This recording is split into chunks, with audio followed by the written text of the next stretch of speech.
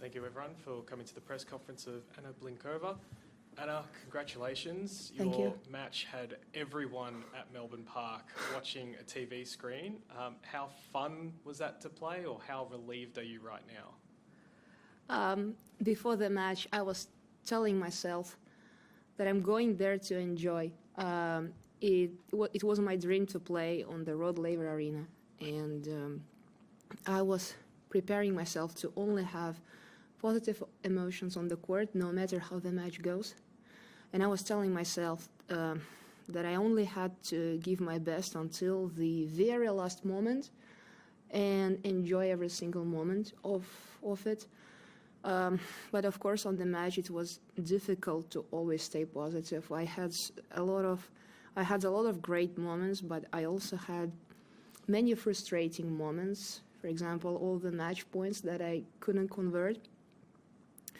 But I was doing a lot of mental work, a lot of self-talk to just stay positive and telling myself that I still can win the match until the very end. And I was trying to have a plan for every point until the very, very end, and this is what helps me to win. Question 6. Congratulations. Thank you. How much did the experience of playing Caroline Garcia last spring at Roland Garros help you today in terms of big court, big opponent, big occasion, and a loud crowd? Yeah, it definitely helped a lot. I feel like every time when I play on a huge arena like this, every time I get more and more experience, and I'm getting more and more used to it. And when I played at the French Open against Caroline, the crowd was mostly against me, obviously. And today, they were cheering me up so much. They were incredible.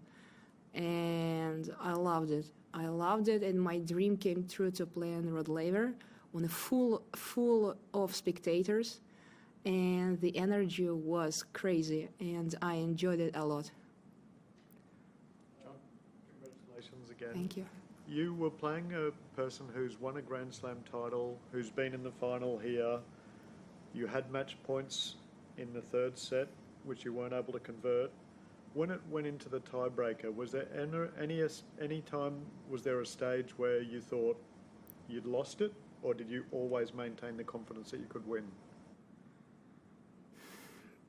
Yeah, good question. I had negative thoughts coming to my head, especially when I could not convert my match points, and I was match point down on the return, and then I had a lot of thoughts.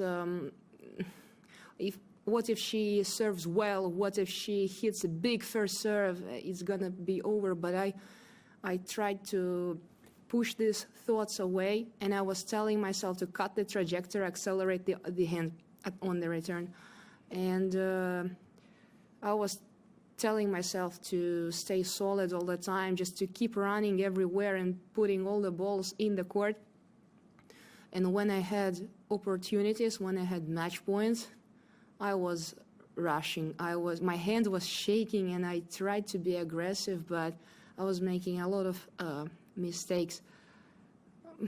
But finally, I was able to stay solid in the last match point. I remember the last match point that I converted. I was in defense, and I think I hit 2 backhands, very short but very tough backhands, and I'm super happy that I put them in the court. Can you remember ever yourself watching a tiebreaker that went for that kind of length?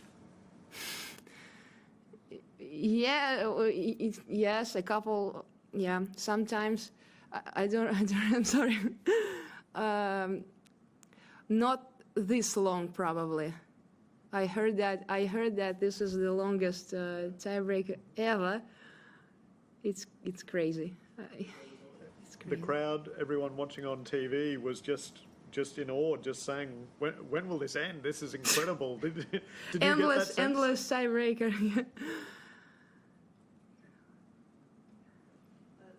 In terms of what it took for you, we focus on the tiebreak, but what was the key for you to even get yourself to the point where you had match points on her before the tiebreak? What tactically and execution-wise did you do well tonight to put yourself in a winning position? If I have to say one word, I would say courage. It took me a lot of courage. I was going for it. I was trying to find the balance between being aggressive and being solid, not rushing, but trying to make her play one more shot. And I think in the second set I became a little bit more defensive, so she could step forward and she could make me run, and she was aggressive. And in the third set, I was telling myself to be more aggressive, to go more for it, to hit harder, to move her, to make her move more. So it took me courage. It took me some certain calmness to stay in the present moment and to play point by point, no matter what happens in the point, just the point that I lost. You were talking about how your hands were shaking, your legs were shaking.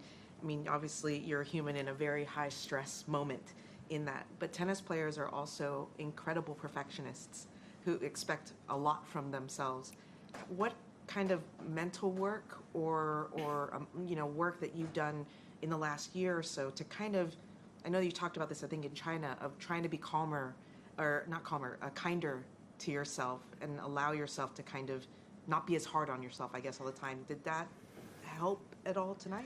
Yeah, I used to be a perfectionist. I used to never be happy with how I play. For example, if I win the point, not in the way that I want, not with a beautiful shot, I was not happy with that. And any point that I win is a good point. Any shot that I put in the court is a good shot. That's what I tell myself. And I've been doing a lot of mental work to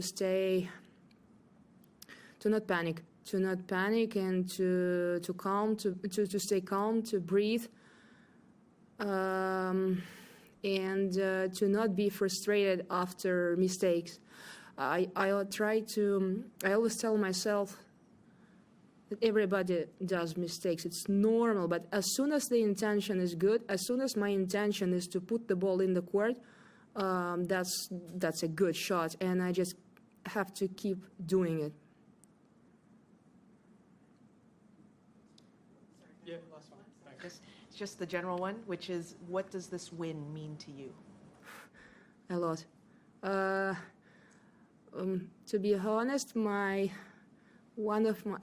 had a lot of motivation, obviously, to win this match, but one of my motivations was to stay here. And before going the court, I was telling myself, I will fight to stay here longer at the Australian Open in the best atmosphere in the world.